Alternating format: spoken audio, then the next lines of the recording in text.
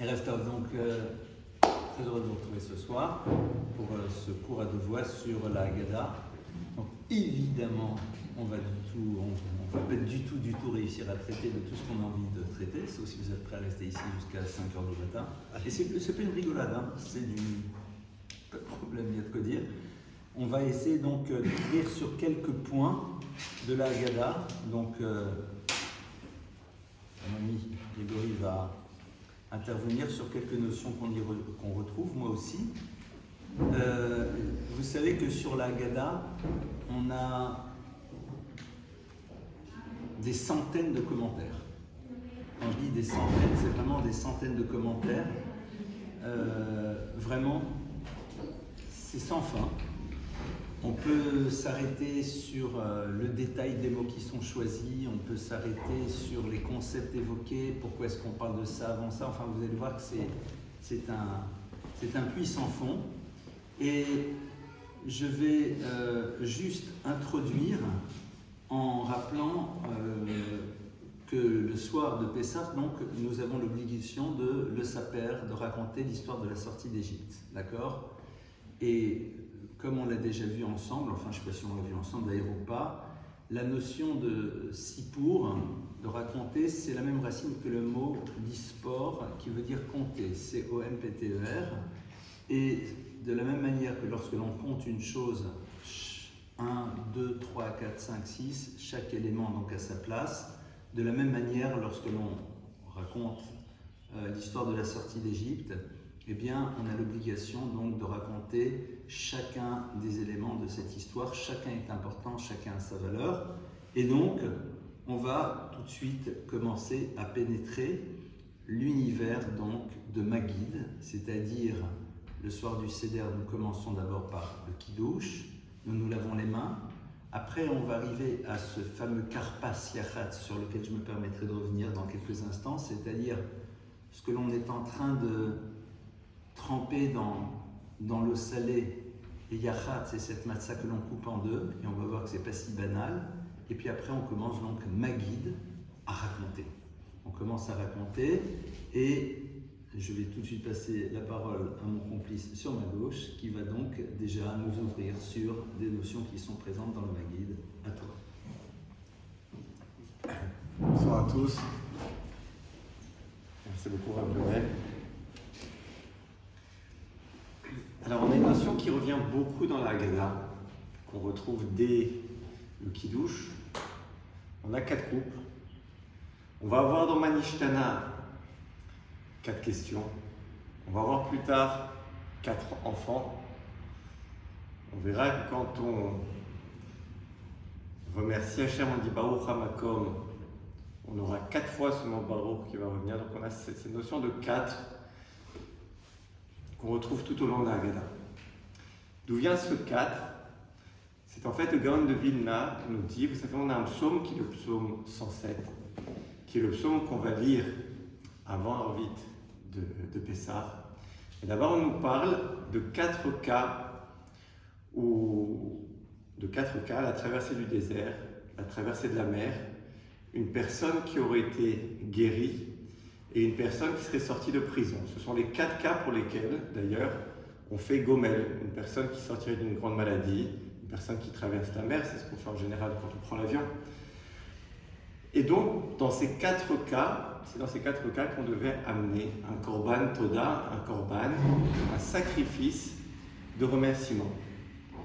Et donc, cette notion de 4, elle est là pour nous dire que toute la Haggadah, ça va être quoi ? Ça va être un remerciement à Kadosh Baruch Hu, un remerciement à Hachem, non seulement de nous avoir sortis d'Égypte, et de la façon dont il nous a sortis d'Égypte, non seulement de nous avoir sortis physiquement, mais aussi de nous avoir accueillis spirituellement. Et pourquoi c'est une notion qui est si importante de remercier ce soir-là ? C'est qu'en fait, Pharaon, qui dirigeait l'Égypte, est l'antithèse de ça. Vous savez que sur Pharaon, dans la Torah, il n'y a aucune grande insulte sur Pharaon. On ne dit pas qu'il emmurait des enfants vivants, on ne dit pas toute chose d'horreur qu'il aurait pu faire. La Torah s'exprime d'une seule façon. Elle dit « Ulo yada et Yosef ». Il ne se souvenait pas de ce que Yosef avait fait pour l'Égypte. C'est-à-dire Yosef qui avait sauvé toute l'Égypte, te dit soit il ne se souvenait pas, soit il faisait comme s'il ne se souvenait pas. On te dit, à partir du moment où une personne est ingrate, tu n'as rien besoin de rajouter. L'ingratitude, de cette ingratitude, tout ce qu'il y a de plus mauvais va se mettre à découler. Et c'est l'antithèse complète de la croyance en Dieu. La croyance en Dieu, c'est savoir reconnaître tout le bien qui nous apporte depuis notre première respiration jusqu'à la dernière. Alors que sur Moshe Rabbeinu, il n'y a pas de nombreux compliments non plus. Il y en a un seul, c'est qu'il était humble. L'humilité, c'est quoi? C'est savoir justement reconnaître ce qu'on nous fait de bien. Tellement humble, il avait tellement cette notion de reconnaissance, Moshe Rabbeinu, que comme vous le savez bien, ce n'est pas lui qui fera les 3 premières plaies. C'est son frère Aaron. Il ne tapera pas le fleuve, il ne tapera pas la terre. Pourquoi? Parce que le fleuve l'a protégé quand il était dans son couffin, et la terre a enseveli l'Égyptien. Et à ce sujet, le Yalkut Shimoni nous dit qu'en fait, Moshe Rabbeinu avait tellement poussé cette notion de Hakarat HaTov, de savoir reconnaître le bien qui lui était fait, que le Yalkut Shimoni nous dit qu'au moment, vous vous souvenez, où Moshe a tapé le rocher au lieu de lui parler, et bien là-bas, le Yalkut Shimoni nous explique ce passage en nous disant Moshe, comme si Hachem disait à Moshe, tu ne te souviens pas que de ce rocher, mes enfants ont été le miel, c'est-à-dire ils ont bu de ce rocher pendant toute la période du désert, et toi maintenant tu le frappes. Moshe, tu n'es plus digne de conduire mon peuple, et Yehoshua est déjà là pour te remplacer. C'est-à-dire qu'au niveau de Moshe, un homme qui avait atteint la reconnaissance même envers des éléments minéraux comme la terre ou l'eau, alors au niveau de Moshe, on ne pourra même pas accepter cette petite faille dans la notion de Hakarat HaTov, de remerciement. Et là où c'est très important, c'est que ça va être une notion sur laquelle, on a parlé de ça la première fois, le soir de Pessah, c'est le soir où on va interagir avec les enfants. Et c'est une façon extraordinaire d'interagir avec les enfants. Vous pouvez prendre une table, dès qu'ils savent un tout petit peu parler à partir de 3 ans et demi, 4 ans, jusqu'au plus grand, faire le tour de la table et demander à chacun ce sur quoi il estime être reconnaissant. Et vous verrez des réponses extrêmement diverses et variées, du plus petit au plus grand. Et ce soir-là, c'est extrêmement important d'exprimer ça. Je finirai juste sur cette notion. Vous savez, le Rambam Maïmonide nous dit que le soir de Pessah, il faut raconter. Et c'est le mot Agada, raconter. Mais il semble qu'il y ait une autre source à ce mot Agada. Le Rambam nous dit que vous devrez aussi vous étendre sur un passage qui est Arami Oved Abi. C'est quoi ce passage? C'est un passage, ce passage-là en particulier, vous devrez vous étendre dessus. Et ce passage-là nous raconte qu'on était en Égypte.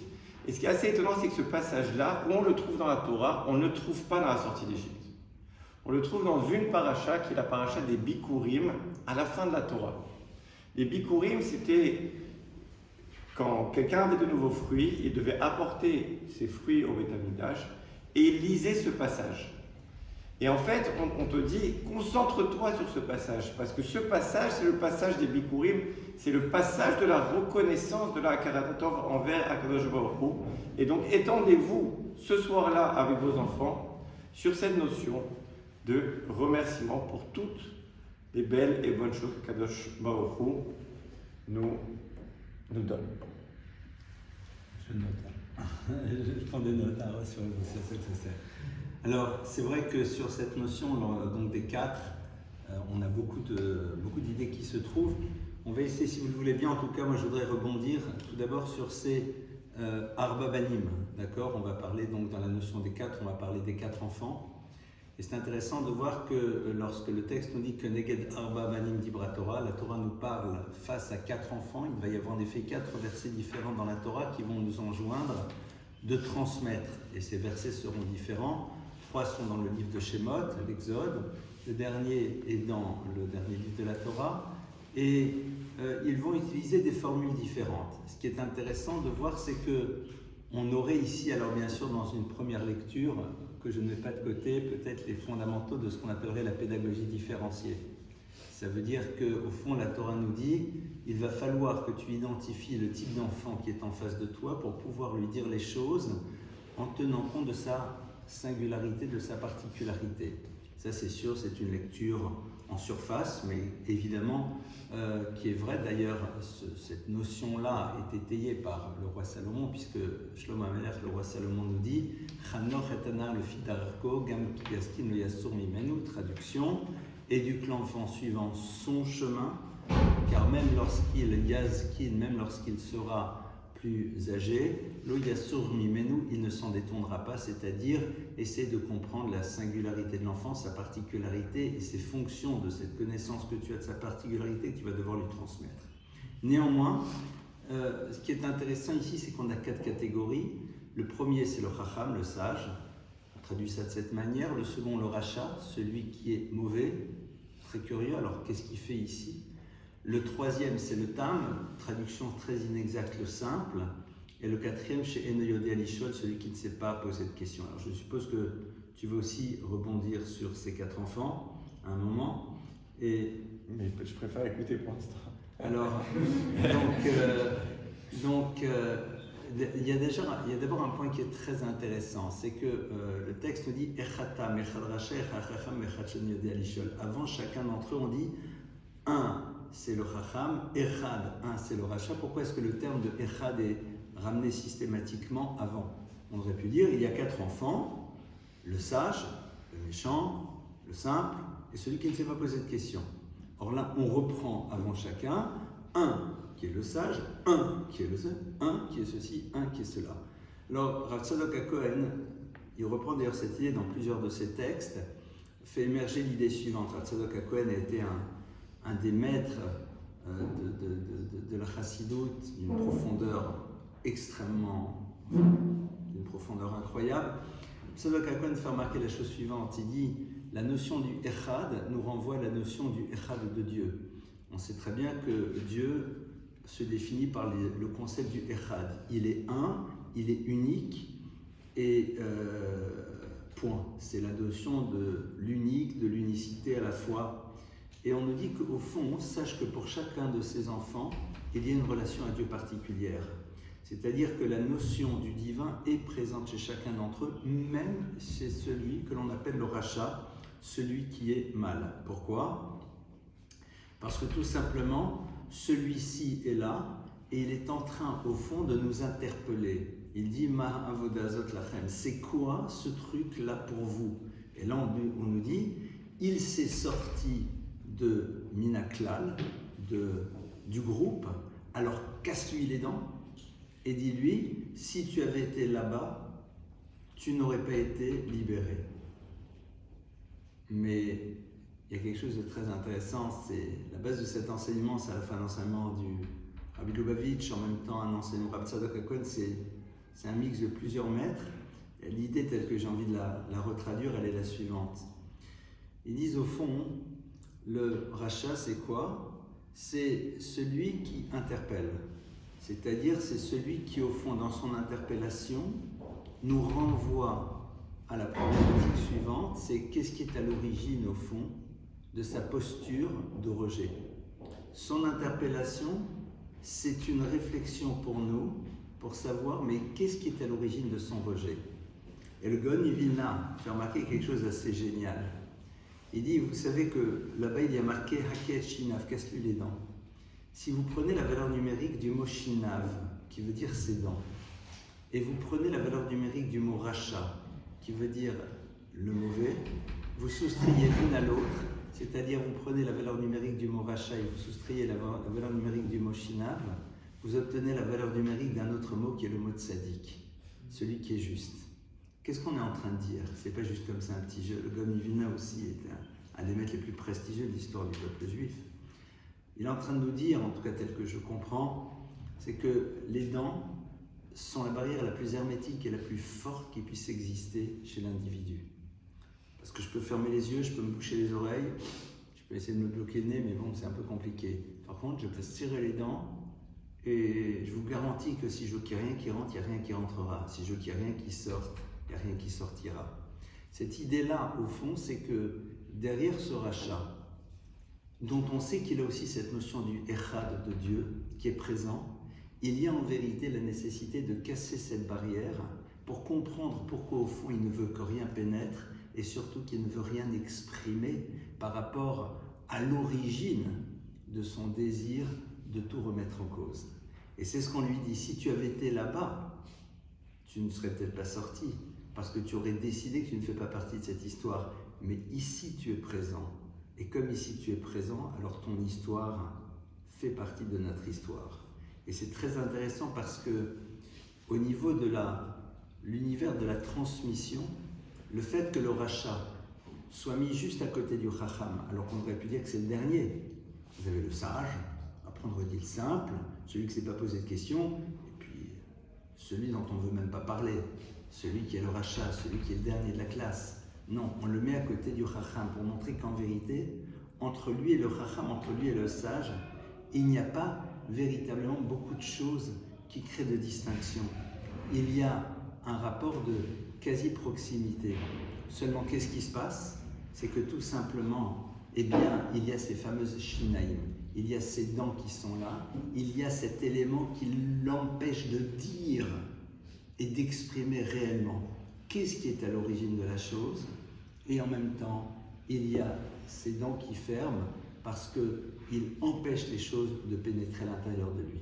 Et donc nous, en vérité, quand on nous dit Aket Shinav, on doit essayer justement de comprendre qu'est-ce qui se joue et qu'est-ce qui peut être à l'origine de la difficulté que quelqu'un peut avoir d'être à l'écoute d'une parole qui le concerne.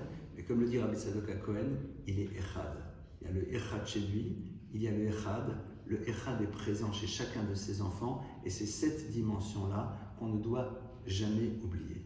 Est-ce que tu veux peut-être ajouter quelque chose?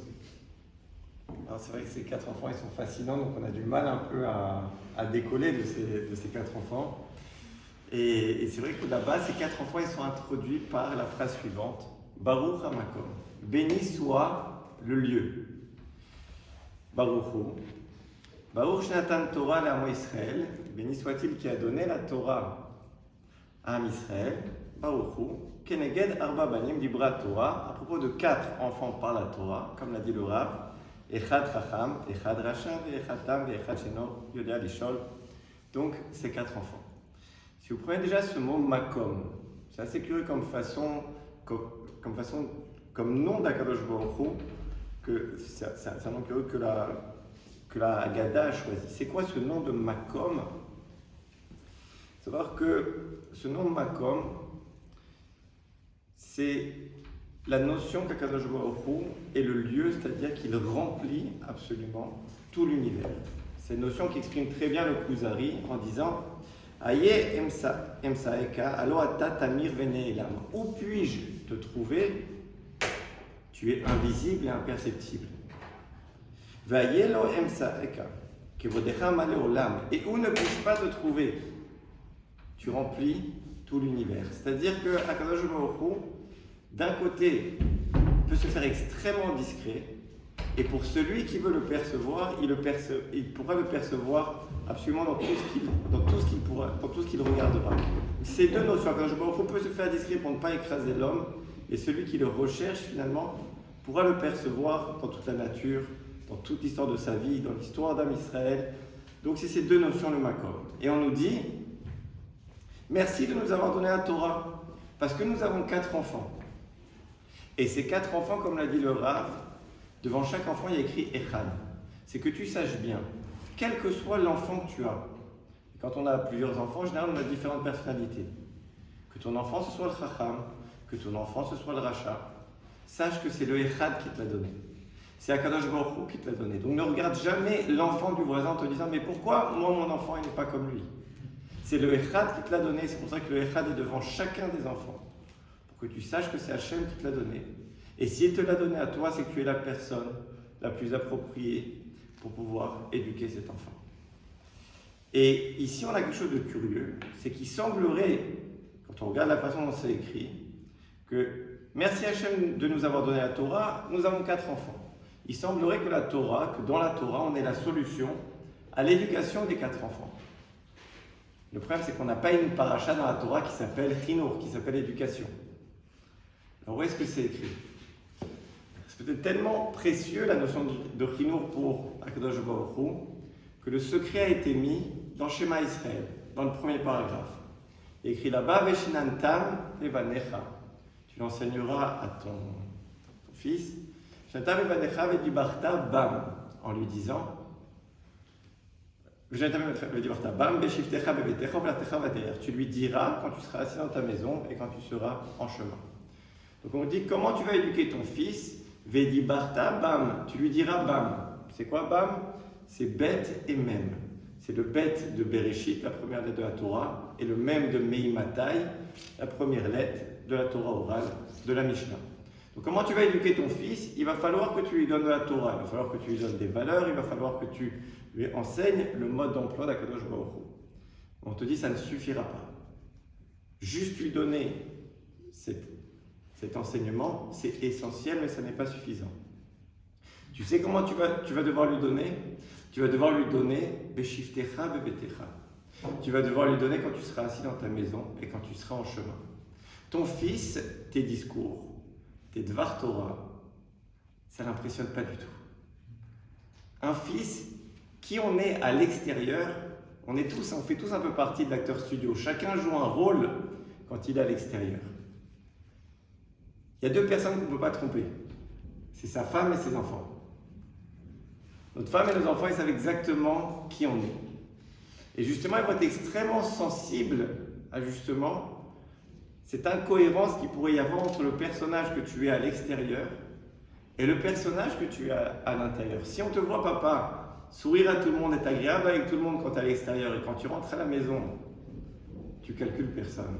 Si je te vois, papa, prier à la synagogue avec comme ça, beaucoup d'entrain, et quand je te vois prier à la maison, je ne vois pas du tout le même entrain, etc., etc. Si je vois un autre personnage, alors au bout d'un moment, ta Torah ne va jamais rentrer chez moi.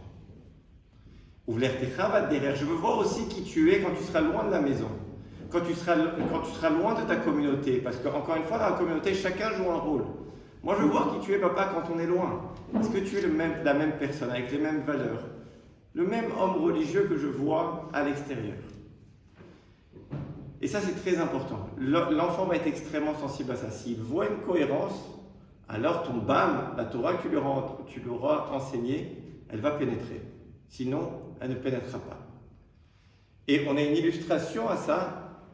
On nous dit qu'il y avait 5 rabbins émis, grands rabbins qui étaient assis à Bnei Brak. Ils ont étudié toute la nuit. Et on nous dit qu'à la fin, leurs élèves sont venus les voir, ils leur ont dit Igiazman Kriyat Shema Shel Shachrit. Est arrivé le temps de réciter le Shema Israël du matin. Voilà, je vous demande, vous avez sûrement les 5 plus grands rabbins qui puissent exister. Est-ce qu'ils ont vraiment besoin d'un rappel d'élèves qui viennent leur dire le matin, vous savez, n'oubliez pas de faire Shema Israël. Et si vraiment et je vais vous préciser, c'est pas Shema Israël du soir, c'est Shema Israël du matin. Ça paraît curieux. On dit, c'était qui leurs élèves? C'est qui ces élèves qui ont passé la nuit avec les rabbinim? C'était leurs enfants. Qui passent autant de temps? C'était leurs enfants. Et ils les ont vus toute la nuit étudier. Ils ont dit, étudier, et ils leur disent quoi? Igiazman kriyat shema shel shachrit. On a vu que le schéma que vous avez personnifié, ce qui est écrit dans le Shema Israël. C'est-à-dire que vous avez fait bam, vous avez étudié toute la nuit, mais nous on voit que vous êtes exactement le symbole de Shema Israël, parce qu'il y a une cohérence totale entre ce que vous enseignez, ce que vous êtes à la maison, et ce que vous êtes quand vous êtes loin justement de tous ces rabbinim. Et Rabbi Nachman de Breslev, dans l'Écouté Moran, il ramène que c'est quoi ce shachrit le matin? Shema Israël shel shachrit. Shachrit, c'est les lettres Shin et Yud qui est dans le shachrit, c'est Sheino Yodea Lishol. Shin Yud, celui qui ne s'est pas posé de question. Le Resh, c'est le Resh de Racha. Le Chet, c'est le Chet de Chacham. Et il nous reste le Taf de Tam.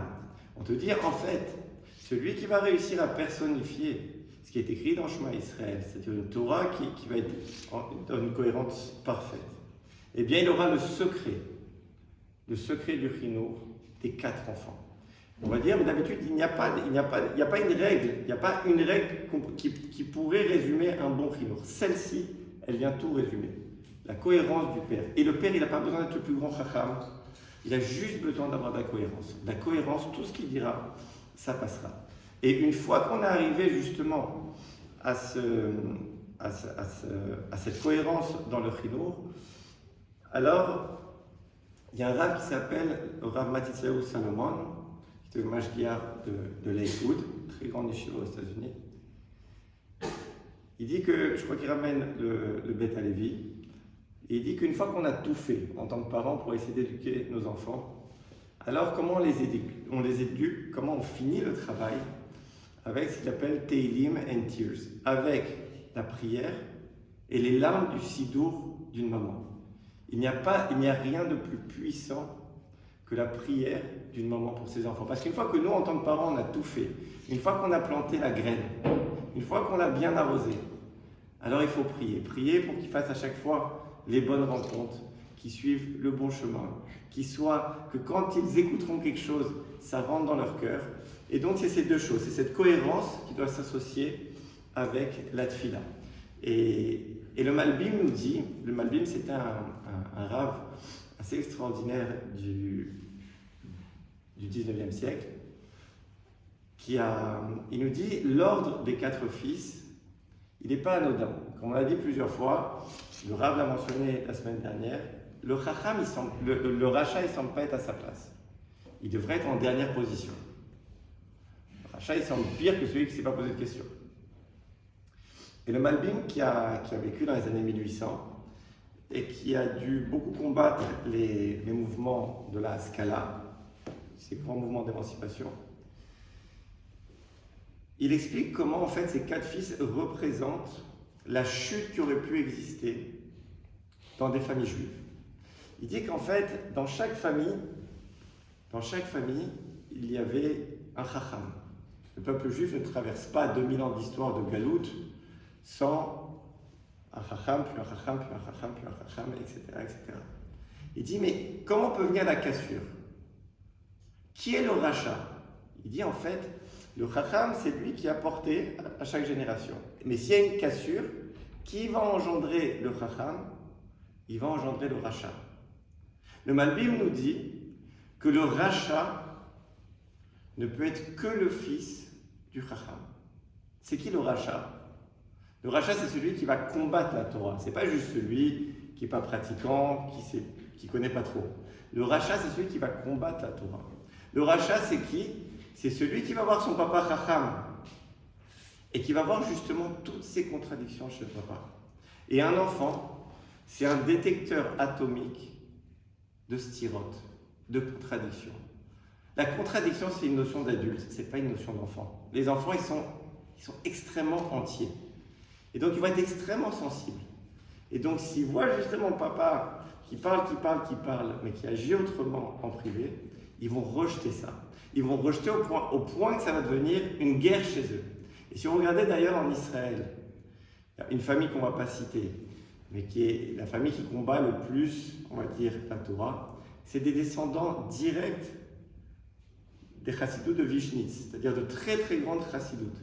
Et il dit le Malbim, si jamais le Chacham a engendré le rachat, parce qu'il avait ses contradictions, et que le rachat va commencer à combattre ça, le rachat il va avoir un fils.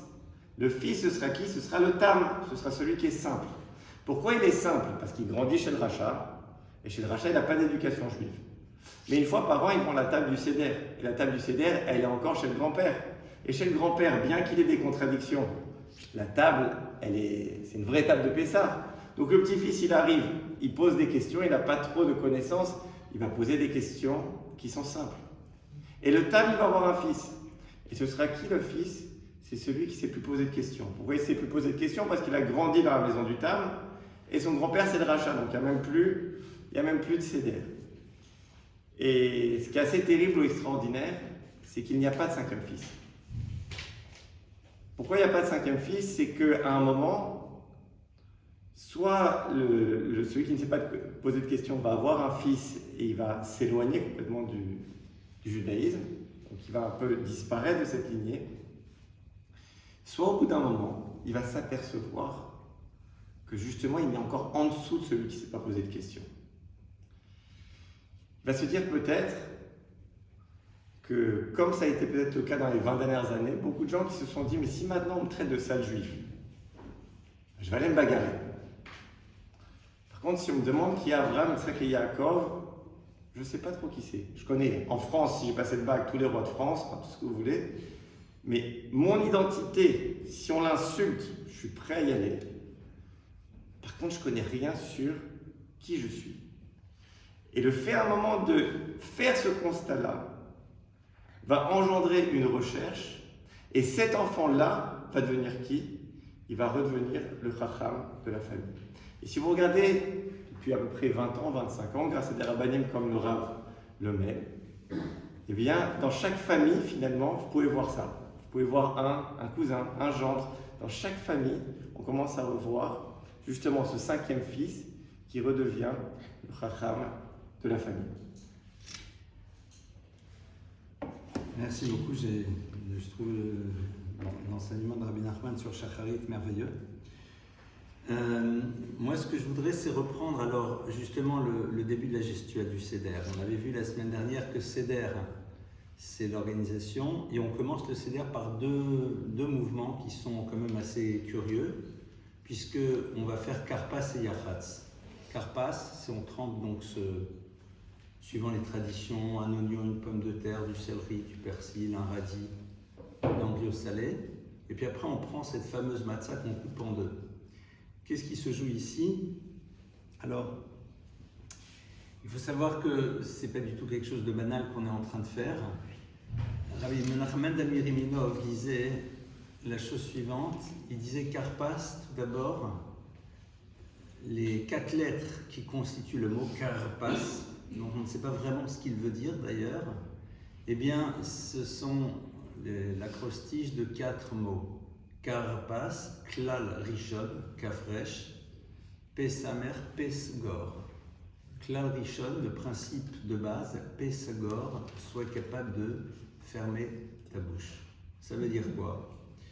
Être capable d'abord de se taire, alors que c'est très curieux. La soirée du Seder, c'est le moment dans lequel on nous demande d'être maguide. C'est le moment dans lequel on nous demande de parler, de dire, d'exprimer, d'échanger. C'est curieux que le Seder commence avec une allusion à cette nécessité d'avoir la bouche fermée. Alors, j'ai l'impression que, au fond, de manière allusive, vous savez, le Talmud nous parle, à l'intérieur du temple, il y avait une chambre, une pièce dans laquelle les Kohanim, les prêtres, changeaient d'habit. Car en effet, les prêtres devaient avoir des habits particuliers lorsqu'ils faisaient le culte. Et donc, là-bas, le Talmud nous dit une phrase qui a priori n'est pas nécessaire. Elle nous dit, lorsque la porte de cette chambre était fermée, Siman, c'était un signe, chez Yeshbo Adam, qu'il y avait dedans un individu. Patouach, par contre, si la porte était ouverte, Siman Shenbo Adam, ça voulait dire qu'il n'y avait personne à l'intérieur. C'est d'accord que les maîtres du Talmud ont autre chose que de vous dire que quand la porte d'un endroit dans lequel on se déshabille est fermée, c'est que sans doute il y a quelqu'un. Si c'est ouvert, c'est qu'a priori il n'y a personne. C'est pas nécessaire, on est au courant. Il y a une seconde lecture qui peut se faire. Cette ouverture, c'est cette ouverture spécifique que l'on a, qui nous permet d'exprimer, de dire, comme pour nous dire, lorsque la bouche est en permanence ouverte, Siman she'en bo Adam, ça veut dire qu'il n'y a pas d'individu. Si par contre la bouche c'est être fermée, ça veut dire qu'il y a un individu. Qu'est-ce que ça veut dire? Que le soir du Seder, on doit être capable de tous fermer notre bouche. C'est-à-dire moi, en tant que parent, ne pas chercher à parler et à entendre, et l'enfant, être prêt lui aussi à entendre. Et évidemment, à un moment, comme on ne va pas faire régner le silence, alors l'un comprendra qu'il doit ouvrir la bouche, et l'autre, à ce moment-là, savoir justement fermer la sienne pour pouvoir être à l'écoute. Ça, c'est déjà première allusion sur on n'est pas là pour dire, On est là pour écouter. Chacun d'entre nous est là pour être à l'écoute de la parole que l'autre va prononcer. L'enfant dans l'histoire que raconte le parent dans la question ou dans l'histoire que raconte l'enfant. En même temps, Karpas nous ouvre à quelque chose de fondamental. Le terme Karpas, vous savez, on le retrouve dans la Megillah. Il désigne aussi une couleur.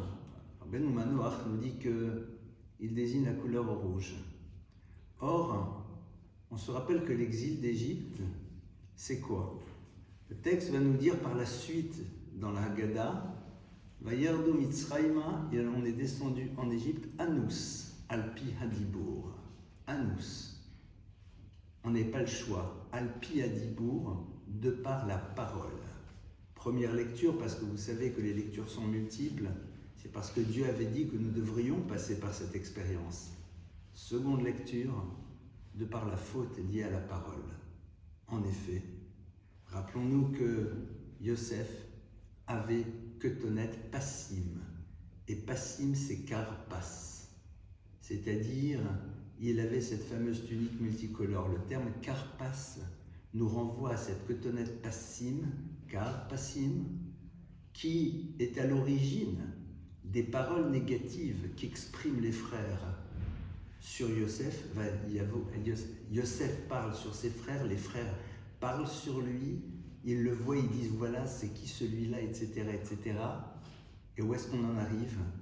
Eh bien, on en arrive à la vente de Yosef et le début de l'exil, de par la parole, de par cette parole destructrice. Rabbi Elchanan Wasserman dit que, eh bien, ce sont les larmes que Yaakov verse lorsqu'il pense avoir perdu son fils, qui sont symbolisées par cette eau salée dans laquelle on trempe ce Karpas, qui nous renvoie donc à ce qui est à l'origine, au fond, de cet exil et de tous les exils et de toutes les souffrances, c'est-à-dire la dissension et la parole que l'on a trahie, que la parole que l'on a utilisée mal, de cette parole qui est véritablement le lieu dans lequel on peut exprimer les choses les plus grandes et qui peut être quelque chose de destructeur. Et puis après, Yachatz. Yachatz, on prend la matzah du milieu. Pourquoi la matzah du milieu? Pourquoi on prend cette matzah du milieu et on la coupe? Pourquoi pas la matzah du dessus, d'en dessous? Nos maîtres disent que les trois matzot correspondent aux Avot, aux patriarches, Abraham, Isaac et Jacob. Celle du milieu, c'est celle d'Yitzhak. C'est quoi la caractéristique de Yitzhak? Abraham a un fils. Il en a un second. Mais il y en a un de deux qui est totalement dysfonctionnel. Il y a la demande, pardonnez-moi, de son épouse Sarah. Il lui fait quitter la maison. Yaakov va avoir 12 enfants. Parfait. Et Yitzhak en a un. Et cet enfant catastrophique, c'est qui? C'est Esav. Esav, c'est dramatique. Mais Esav reste chez lui. Esav, malgré la souffrance qu'il génère à ses parents, malgré le fait qu'il épouse des femmes idolâtres, qui pratiquent l'idolâtrie à proximité immédiate de Yitzhak, il ne le lâche pas, il ne le renvoie pas, il est capable d'avoir malgré tout cet espoir qu'à un moment il pourra changer. Yachatz, eh bien, c'est cette matzah qui correspond à Yitzhak, que l'on casse en deux.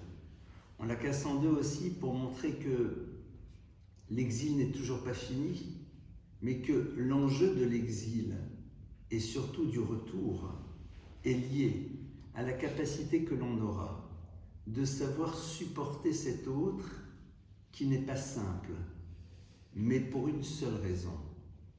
Non pas dans une forme de chacun sa vie, chacun ses choix, du moment qu'il est heureux, c'est l'essentiel, non pas du tout.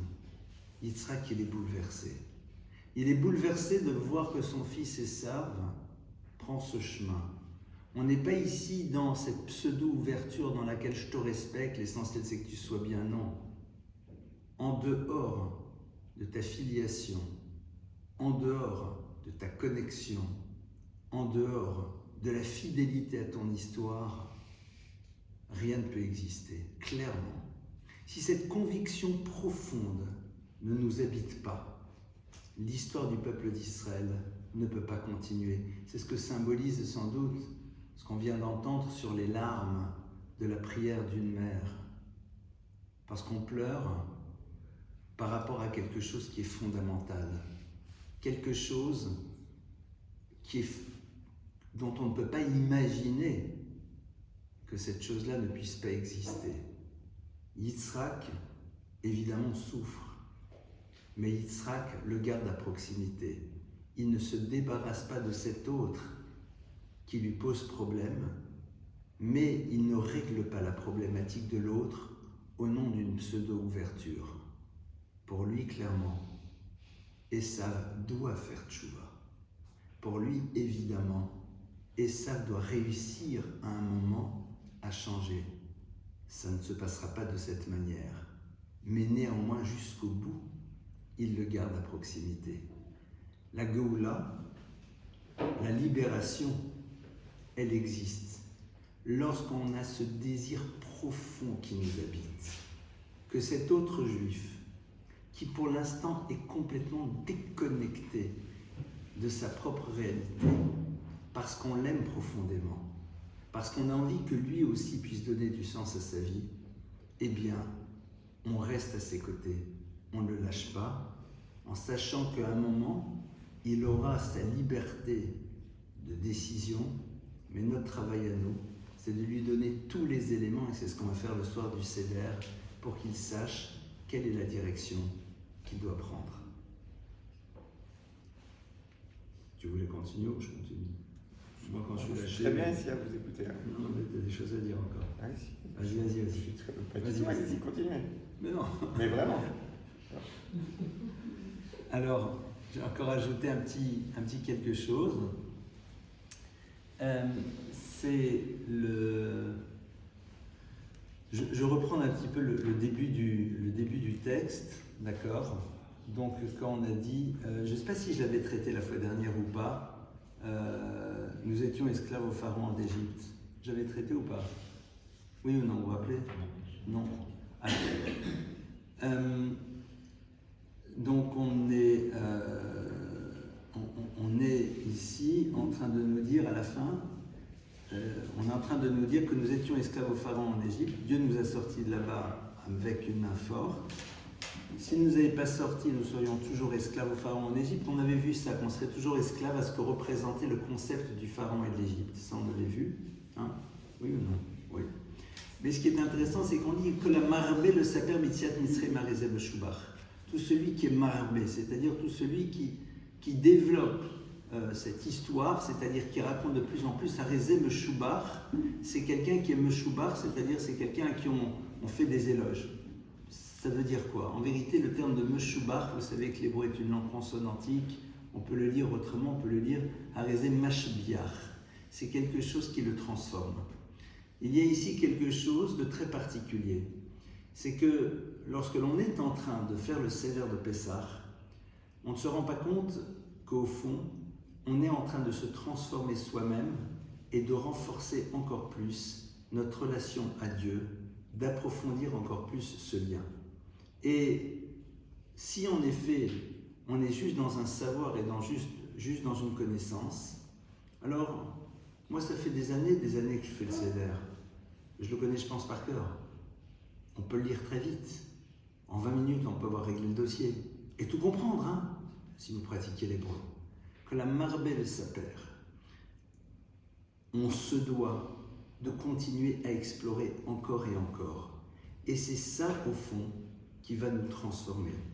Il y a en effet quelque chose que l'on appelle une dimension sgoulite, c'est-à-dire quelque chose qui n'appartient pas à la logique, qui est présente à l'intérieur de l'étude.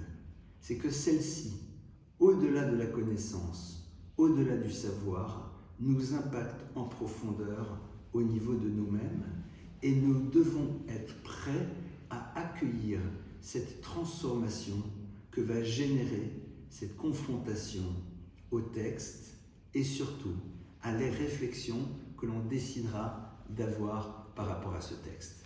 Tout à l'heure, juste tu as évoqué ces fameux maîtres qui sont ensemble toute la nuit en train de parler de la sortie d'Égypte. Alors, une des questions qui se pose, c'est que ces maîtres sont partis à Bnei Brak. Je ne sais pas si c'est la Bnei Brak d'aujourd'hui, mais ce qui est sûr, c'est que Bnei Brak, c'est la ville de Rabbi Akiba. Or, si vous regardez, Rabbi Akiva, c'est l'élève ou le compagnon d'études de ses maîtres. Mais ce qui est sûr, c'est que parmi ces personnages, il y en a qui sont ses propres maîtres à lui. Alors pourquoi ces maîtres se sont déplacés chez lui? Qu'est-ce que ça veut dire? Est-ce que c'est juste parce qu'ils étaient dans le coin? Un peu curieux. Rabbi Akiva, c'est quelqu'un qui a une histoire très particulière. C'est quelqu'un qui a vécu des choses très lourdes, très complexes, une immense pauvreté. C'est quelqu'un qui a tout abandonné pour pouvoir se consacrer à l'étude sans avoir à un moment l'idée de ce vers quoi cette étude allait l'amener. Il est celui qui va être présent dans une des périodes les plus sombres de l'histoire du peuple d'Israël. Il va croire que Bar Korba, qui est un personnage très particulier, peut être potentiellement le Messie, et malheureusement, ça ne sera pas le cas. Il va vivre un monde de difficultés, un monde de déception, et pourtant Rabbi Akiva sera et restera un maître incontesté dans le peuple d'Israël. Ces maîtres viennent le voir parce que c'est chez lui qu'ils vont chercher à apprendre comment dans la nuit de l'exil, on est capable malgré tout de travailler sur la notion de délivrance.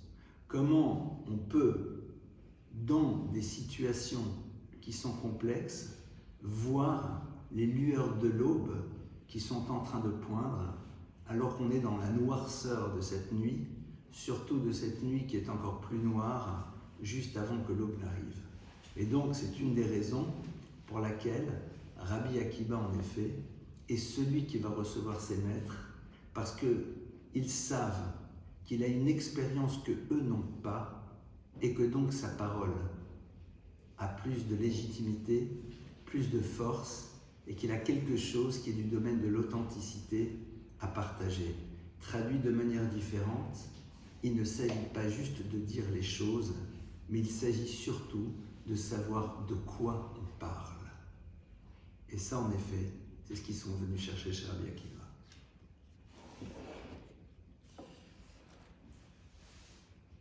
Alors, j'aimerais juste qu'on passe un tout petit peu de temps sur les diplés. Rapidement, une notion qui est importante.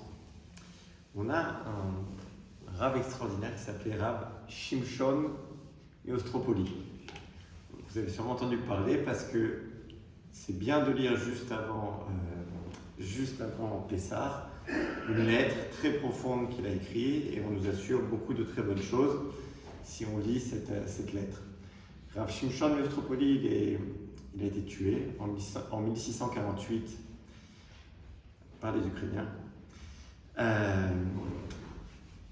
Et en fait, il nous explique que ces diplés, vous savez, quand on lit les diplés, on verse, ensuite on dit Rabbi Yehuda aya noten baem simanim. Rabbi Yehuda, il nous donnait un petit moyen mémotechnique comme ça. Et on lit Detzar Adash Be'achav. On se dit qu'il doit y avoir quelque chose d'extrêmement profond là-dedans. Et pourtant, quand on regarde, Rabbi Yehuda c'est un Tana, c'est un niveau extrêmement élevé. Donc on lit ça et on se dit il doit y avoir un code extraordinaire. Et quand on regarde, Detzar, c'est simplement les initiales de Dam Sfardea Kinim. Merci. C'est le sang, les grenouilles et les poux. Ensuite, Adash, c'est encore les initiales des 3 plaies qui vont suivre. Et Be'achav, c'est les initiales des 4 plaies qui vont suivre. Donc, Et pas de quoi, enfin, ça ne semble pas extrêmement profond. Et nous tous, à nos tables de Pessah, depuis longtemps, on répète ça. Et en fait, le Rav Shimshon Neustropoli explique quelque chose de très important. C'est qu'en fait, ces 10 plaies, nous on pense souvent que c'était pour punir Mitzrayim, l'Égypte. Il dit qu'elles avaient 2 fonctions, ces 10 plaies. Punir les Égyptiens pour ce qu'ils nous avaient fait, et reconstruire la Emouna, la foi de Am Israël. Am Israël, c'est un peu, c'est les enfants d'Yaakov, ils ont grandi, les 12 fils, dans la maison d'Yaakov. Le Rambam, Maïmonide, nous dit qu'il y avait tellement de présence divine dans la maison des Havot, de Avraham, Yitzhak et Yaakov, que la Shrina, la présence divine qui régnait au Beth Amikdash, au temple, était en fait une réplique de ce qui se trouvait dans la maison des Havot. Donc ces 12 tribus qui sont appelées les Shifteya, les tribus d'Hachem, elles ont grandi dans une sainteté extraordinaire. Et malheureusement, l'exil en Égypte, 210 ans de souffrance, d'exil, le fait de vivre dans une nation qui était l'antithèse complète de la croyance en Dieu, a beaucoup impacté la foi, la Emouna des Bnei Israël. Alors Hachem va donner 10 plaies. La première plaie qu'il va amener, c'est Dam, le sang. Le sang, il va transformer ce Nil, qui était considéré comme un dieu, le Nil abreuvé toute l'Égypte, qu'on va dire toute la richesse de l'Égypte, les champs étaient abreuvés par ce Nil, et le considérer comme un dieu. Alors Hachem va amener la plaie de Dam, du sang. Il va transformer ce qui est considéré comme un dieu en sang, et bien sûr, l'eau des Juifs restera totalement claire. Et ce qui est intéressant de voir là-bas, c'est le texte Koamar Hashem bezot teda kiani Hashem. Le but de cette plaie, c'est bezot teda kiani Hashem. Vous saurez à travers cette plaie que je suis Hashem. C'est-à-dire le but de la plaie, c'est pas juste de punir l'Égypte, c'est que vous sachiez que je maîtrise, c'est moi le créateur du monde, qu'il y a un créateur du monde, parce que le premier degré de reconstruction de la foi, c'est déjà de croire que ce monde n'est pas le fruit du hasard, qu'il y a un créateur. Donc à travers cette plaie, il va nous dire Bezot Teda Kiani Hashem. Sache qu'il y a un créateur, il y a un créateur qui maîtrise la nature. Dans la deuxième plaie, Tzfardea, le langage, c'est-à-dire les grenouilles, ces grenouilles qui vont sortir complètement de leur lieu naturel d'habitation et qui vont recouvrir toute la terre. Là-bas, le verset nous dit Leman Teda ki en kadonai Elohim. Tu sauras par cela qu'il n'y a pas d'autre Dieu, qui en kadonai Elohim, qu'il n'y a pas comme Hachem, notre Dieu. La troisième plaie, Kinim, les poux. Au moment de cette troisième plaie, il va y avoir les sorciers de Pharaon qui vont essayer d'imiter en fait cette plaie d'époux, qui ne vont pas réussir. Velo Yacholou, ils n'ont pas réussi à reproduire cette plaie. Et ils vont dire, Vayomeru Achartumim, les sorciers de Pharaon vont dire à Pharaon, Etzba Elohim Hi. C'est le doigt de Dieu. C'est-à-dire que ces sorciers de Pharaon qui sont censés être vraiment les plus grands militants anti-Dieu qui puissent exister dans le monde, au bout de la troisième plaie, ils vont déjà reconnaître ce monde n'est pas le fruit du hasard, il y a un créateur. Et c'est pour ça que ces 3 plaies ont été rassemblées de façon géniale par Rabbi Yehuda et les a mis ensemble d'Etzar. Ces 3 premières plaies, ça a été un premier groupe, c'est le premier groupe, la première étape de reconstruction de la Emouna des Bnei Israël. Le deuxième groupe, Hadash, regardez ce qui va changer. Ici, une fois qu'on croit en Dieu, il y a une autre étape. Beaucoup de philosophes ont dit qu'Hachem avait créé le monde. Il y en a qui ont voulu dire que Dieu est mort, que Dieu préserve. Il y en a qui ont voulu dire qu'il a créé ce monde et qu'il a laissé à l'abandon, qu'il est trop grand pour s'intéresser à des gens aussi petits que nous. Et ce n'est pas du tout la foi juive. La foi juive, c'est qu'Akadosh Baruch Hu, il a créé le monde. Nimsa Umashgiach, il est là, il surveille son monde, il intervient dans son monde. Et regardez ce qu'on nous dit à la 4e plaie, donc le 2e groupe. Sur Arov, les bêtes féroces, on dit justement que les bêtes féroces ont été envoyées sur l'Égypte, mais qu'elles n'ont pas atteint les Hébreux qui étaient dans la terre de Goshen. Eux ont été protégés. Et là-bas, le verset nous dit, pourquoi j'ai envoyé cette plaie, les Ma'an Teda, ainsi tu sauras, qui a ni Hachem, Bekerev Haaretz. Il n'y a pas juste écrit, je vais traduire, il n'y a pas juste écrit les Ma'an Teda, par cela tu sauras que je suis Dieu, ou par cela tu sauras qu'il n'y a pas de Dieu comme moi. Non, il est écrit autre chose. Les Ma'an Teda, qui a ni Hachem que je suis Dieu, Bekerev Haaretz, au sein de la terre. Par cela, tu sauras que j'interviens directement. Parce que si je n'interviens pas, comment une bête féroce, qui est ce qu'il y a de moins maîtrisable au monde, pourrait faire la différence entre un Hébreu et un Égyptien, si ce n'est moi qui viens justement le guider et qui lui permet de faire cette différence. Ensuite, on va voir des vers, la peste, la maladie. Encore une fois, comment la maladie pourrait épargner certains et en punir d'autres s'il n'y a pas Kadosh Baruch Hu qui intervient directement dans un monde qui serait laissé à l'abandon, ce serait impossible. Et la 3e plaie de ce groupe qui est censé venir reconstruire la foi juive dans le fait que Kadosh Baruch Hu non seulement est Dieu, mais qu'il est Hachem et qu'il intervient dans le monde, ça va être quoi? Ça va être Shechin. Shechin, c'était les pustules. Et là, encore une fois, les sorciers de Pharaon vont jeter l'éponge. Ils vont dire Velo Yachulu Achartumim La'amod Bifnei Moshe. Ils ne pouvaient pas se tenir devant Moshe. Pourquoi? Parce qu'ils avaient tellement honte, parce que eux-mêmes, les sorciers, étaient complètement recouverts de pustules. Bifnei Moshe, Bifnei Ashrin, à cause justement de ces pustules. Qui aya Ashrin Bachartumim ou Bechol Mitzrayim.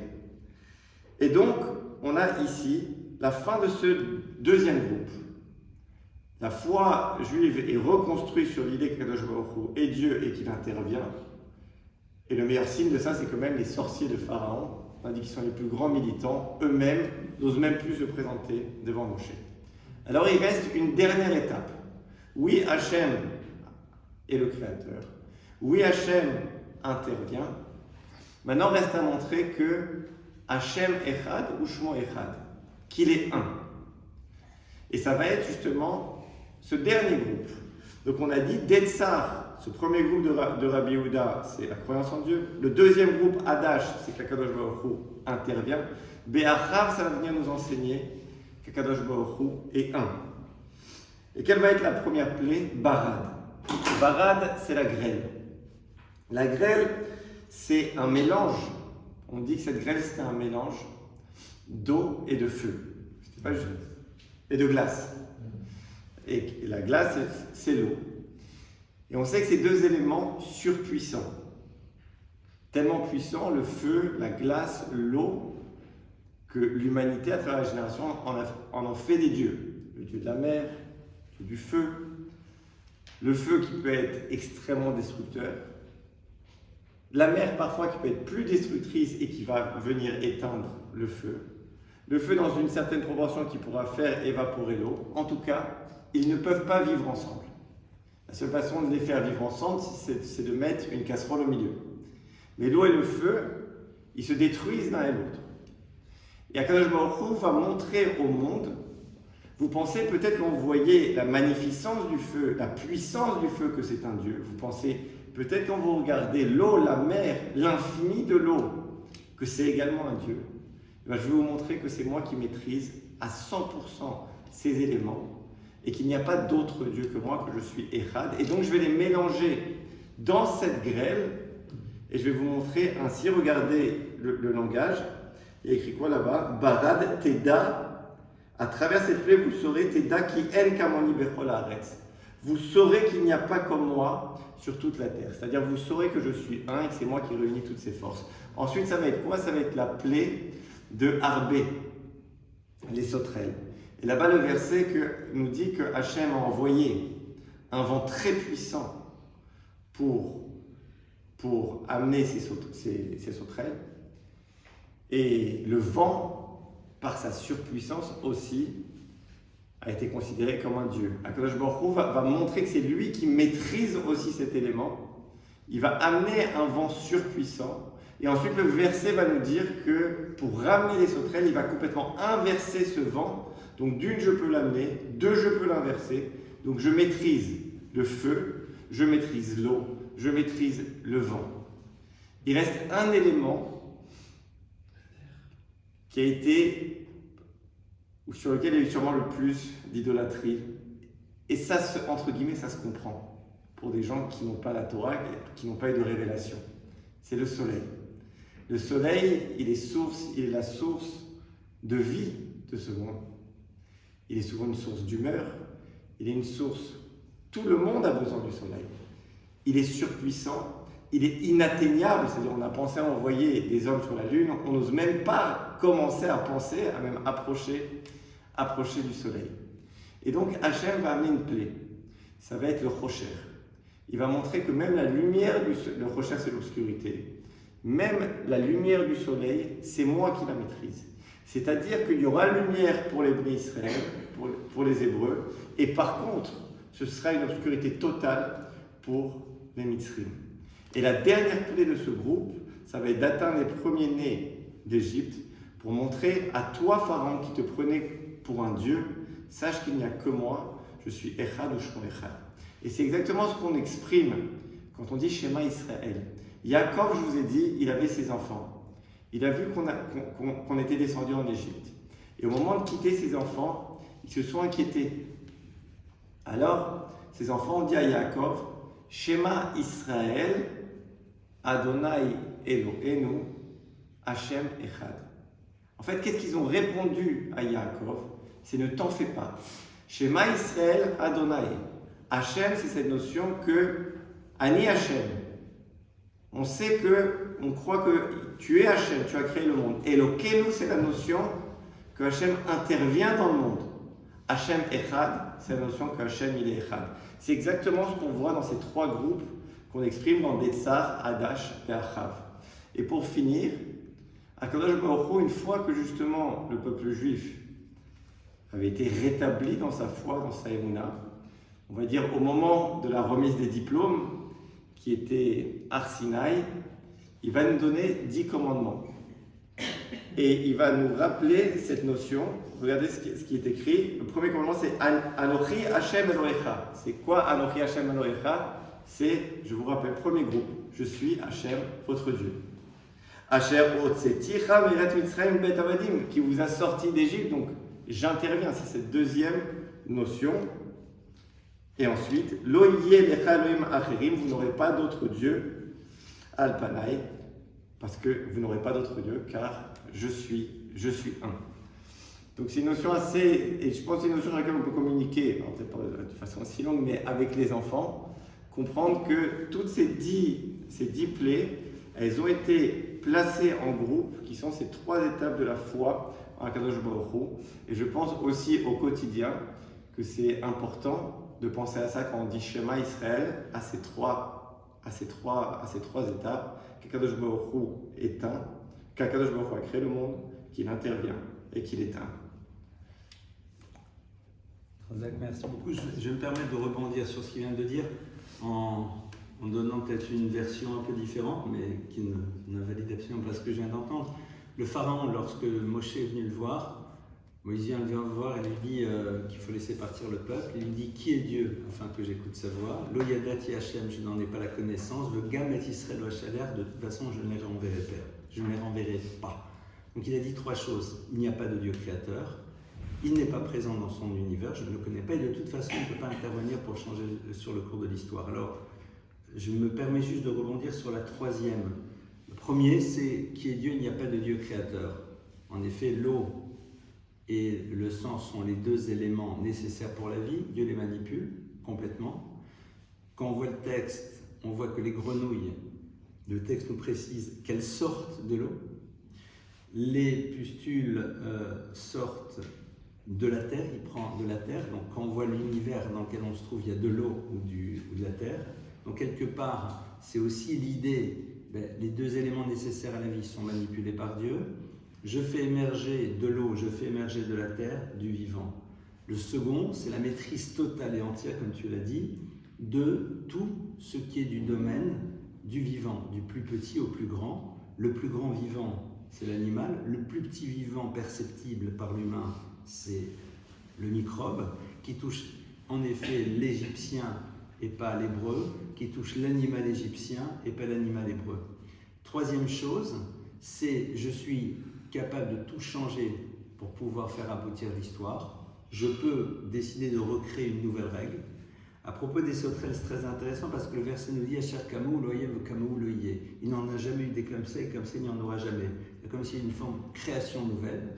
Et après la troisième, l'obscurité, tu as dit le soleil complètement, mais il y a aussi autre chose, c'est que le texte nous dit que pendant les 3 premiers jours, l'obscurité était palpable. C'était comme une forme de gang qui enfermait les individus. C'est-à-dire que, et à la fois, je peux transformer les règles de la nature, je fais coexister 2 éléments antithétiques, antinomiques, qui ne peuvent pas rester ensemble.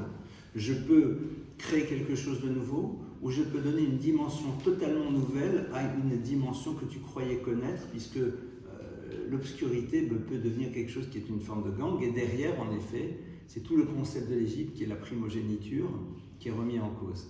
Et donc, à partir de ce moment-là, en effet, on a la réponse au pharaon. Alors, moi, je veux conclure, puisqu'on vient à peine de commencer, mais c'est déjà l'heure.